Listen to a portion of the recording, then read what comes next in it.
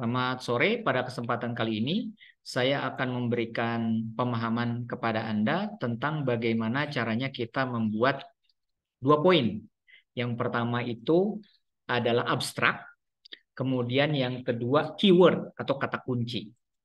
Nah, untuk abstrak ada beberapa poin yang harus Anda cermati. Ada 4. Yang pertama adalah purpose. Why you write atau you do the research. Ya, Anda harus jelaskan itu. Jadi why. Yang kedua, how to do the research. Kemana metodologinya Anda harus cantumkan. Yang ketiga, result atau hasil. Ya, dengan kata lain, what we found. Apa yang Anda temukan dari hasil research tersebut. Kemudian yang keempat, tentunya adalah conclusion. Abstrak itu tidak perlu 1 halaman. Mungkin hanya sekitar 7 kalimat. Pendek, tetapi mencakup semuanya. Mencakup why, terkait dengan tujuan Anda melakukan riset. Yang kedua, mencakup how, bagaimana Anda melakukan riset, yaitu terkait metodenya apa. Yang ketiga, mencakup what we found, apa yang kita temukan, itu hasil atau result daripada riset kita. Dan yang keempat, itu mencakup conclusion. Ya. Nah, what it means, apa maksudnya dari result tadi? Itu terkait dengan conclusion. Saya akan memberikan contoh terkait dengan abstrak. Anda lihat di sini. Ada orang yang buat abstrak untuk proceeding, ya. Abstraknya itu sederhana seperti ini. Ya. Mungkin ada 1 kalimat, kemudian 2 kalimat, ya sedikit lah. Nggak banyak seperti ini. Nah, ya, ini adalah meringkas semua isi rangkaian daripada riset Anda. Nah, untuk mempermudah memahami abstrak, memang ini harus di copy paste ke Google Translate. Tetapi bagaimana caranya Pak buat abstrak? Anda jangan langsung buat dalam bahasa Inggris. Anda buat dengan menggunakan bahasa Indonesia dulu. Setelah itu Anda translate. Kemudian setelah Anda translate, Anda cek grammarnya, ya. Setelah Anda cek grammarnya, baru Anda storekan, begitu ya. Nah, baik. Untuk membuat abstrak seperti ini, lebih enak kalau kita pecah kalimat per kalimat. Apa sih yang dia tulis, gitu ya.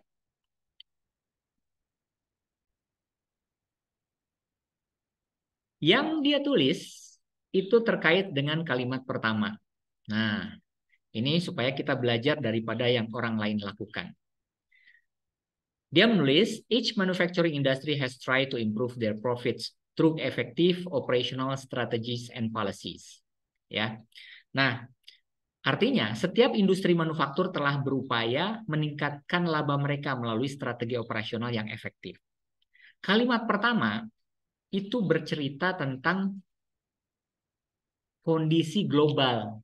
Jadi kan dia menulis tentang satu tema atau satu topik. Apa yang dia teliti? Industri manufaktur.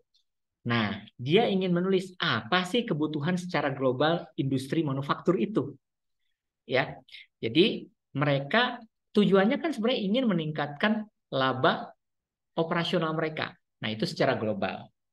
Kemudian kalimat kedua apa yang mereka tulis? Hence, continuous performance measurement is required due to the abnormal variations in the customer demand and production processes.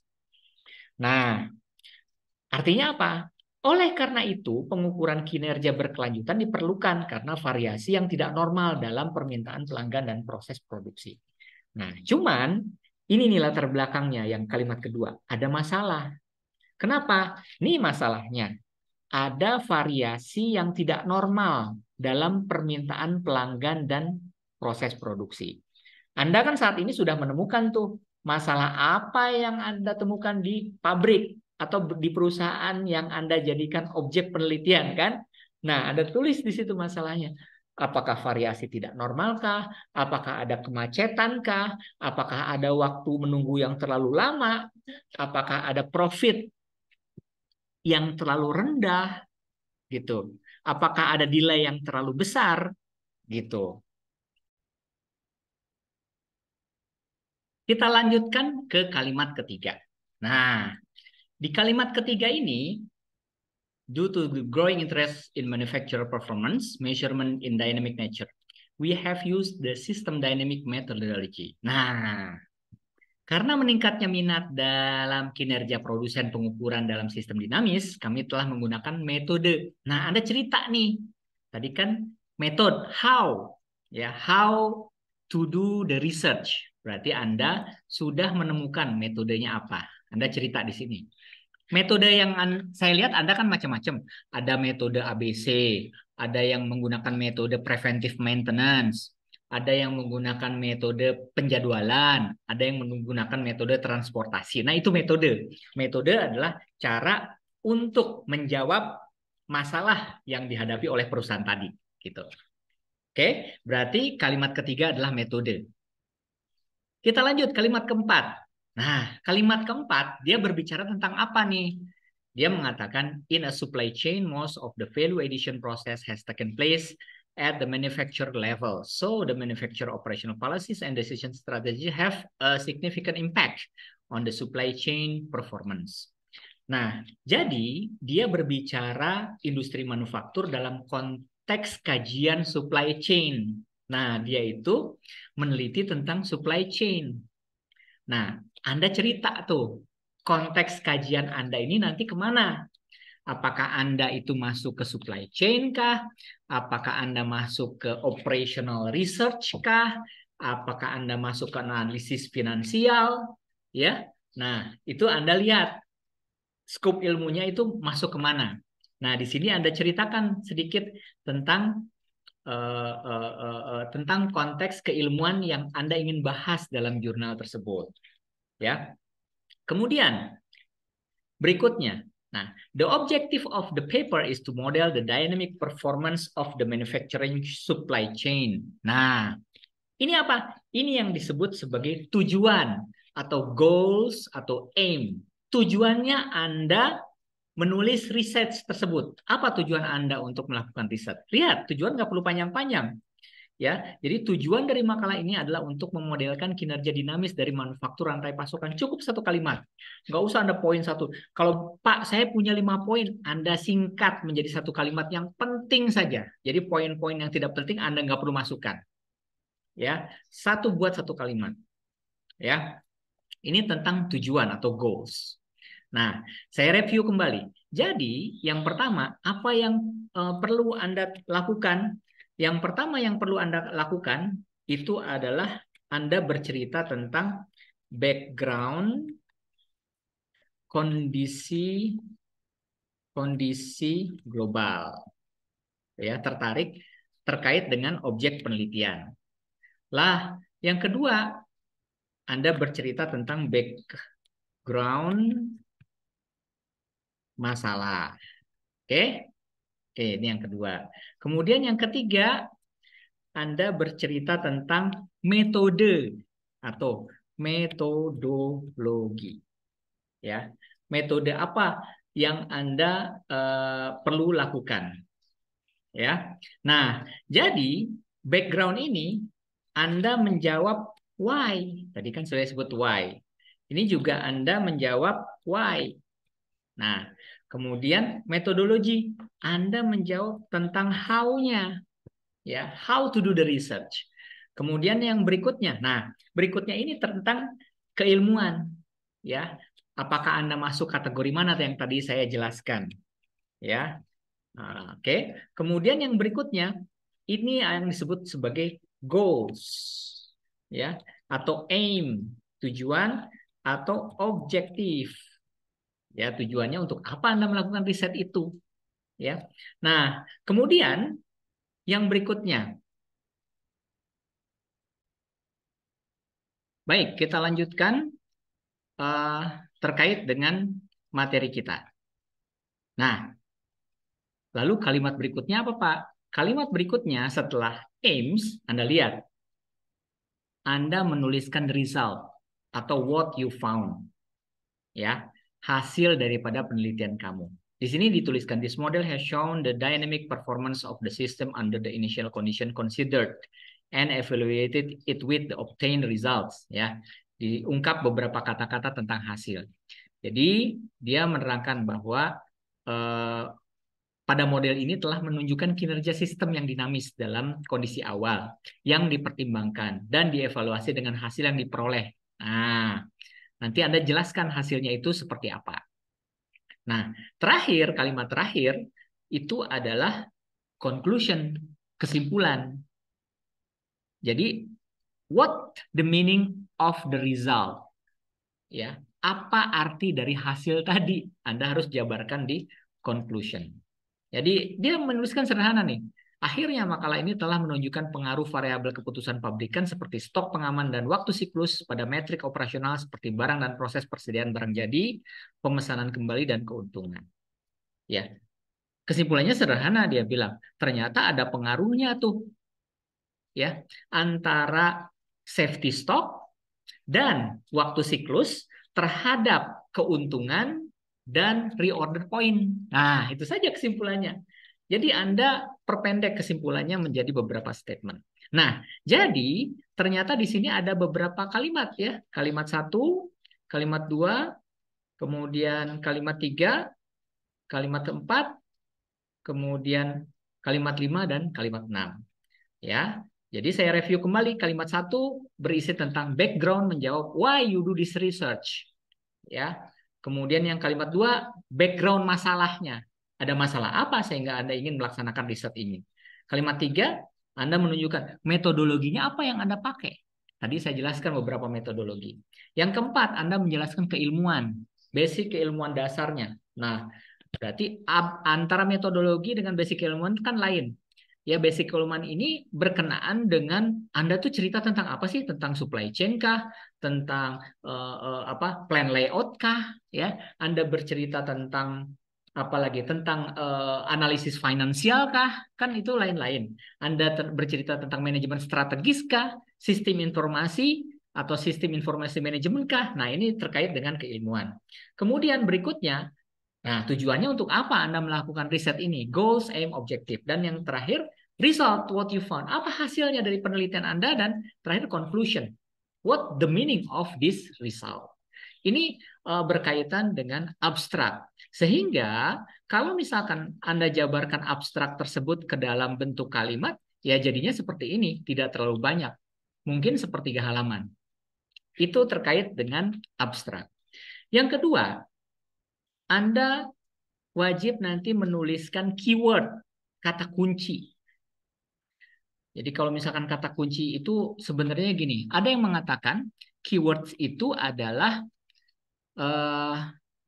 yang pertama adalah kalimat yang paling sering Anda ucapkan dalam riset itu.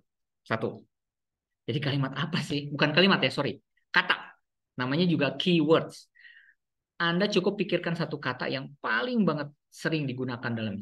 Contohnya misal maksimal 2 kata lah.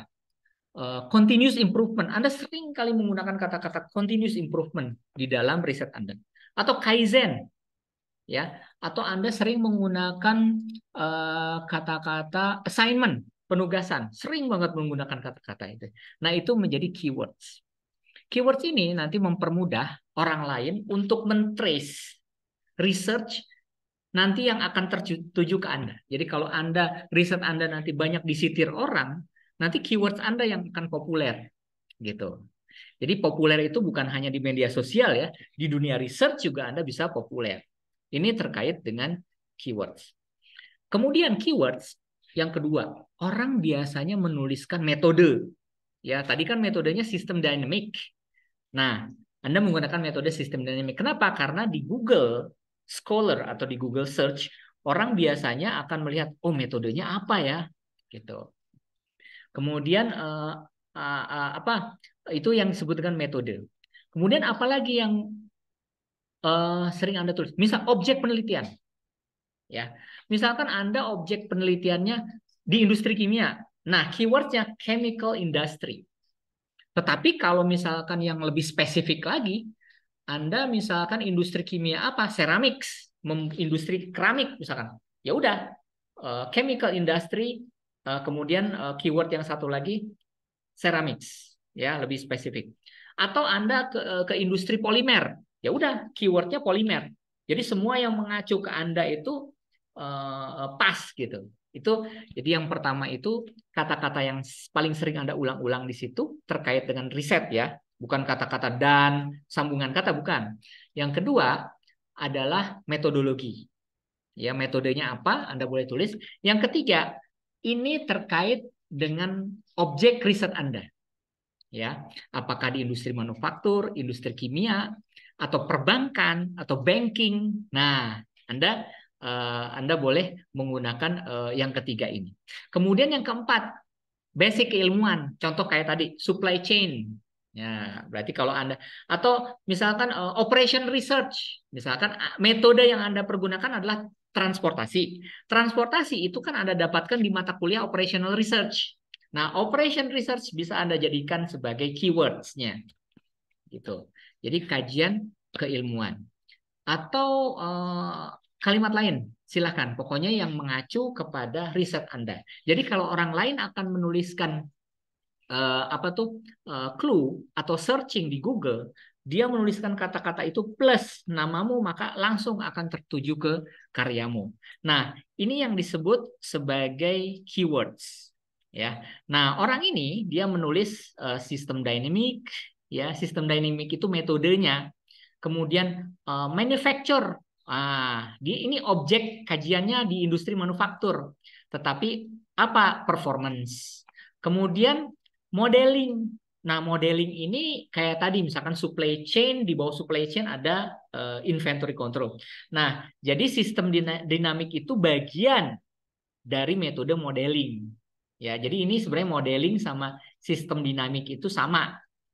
Kemudian decision variable. Mungkin di dalam tulisan ini dia banyak mengungkap kata-kata decision variable, decision variable. Kemudian ada operational matrix. Iya, jadi dia hanya mengacu bukan strategi, tetapi dia mengacu pada penelitian yang sifatnya operasional. Nah, itulah yang terkait dengan keywords. Ya, mudah-mudahan ini bisa memberikan penjelasan kepada Anda sehingga Anda bisa membuat abstrak, yang kedua membuat keywords. Saran saya, Anda tolong buat abstrak dalam bahasa Indonesia. Ya, Anda tolong buat abstrak dalam bahasa Indonesia. Nanti setelah abstrak tersebut terbuat dalam bahasa Indonesia, Anda kayak gini nih. Ini contohnya. Anda translate menggunakan Google Translate. Kemudian Anda cek nanti dengan menggunakan grammarnya dengan menggunakan Quillbot kah atau dengan menggunakan Grammarly kah? Itu ada dua proses, ya. Jadi Anda translate, kemudian Anda cek grammarnya, ya. Baru Anda kirimkan ke saya untuk saya review. Ini terkait dengan tugas membuat abstrak dan keywords.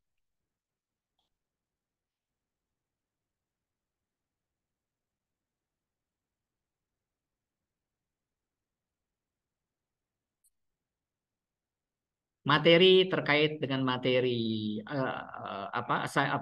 materi enrichment hari ini ya untuk mahasiswa BINUS University saya cukupkan. Mudah-mudahan ini memberikan penjelasan. Yang enrichment silahkan meninggalkan ruangan, yang selanjutnya yang bimbingan skripsi silahkan lanjut dengan saya. Selamat sore semuanya.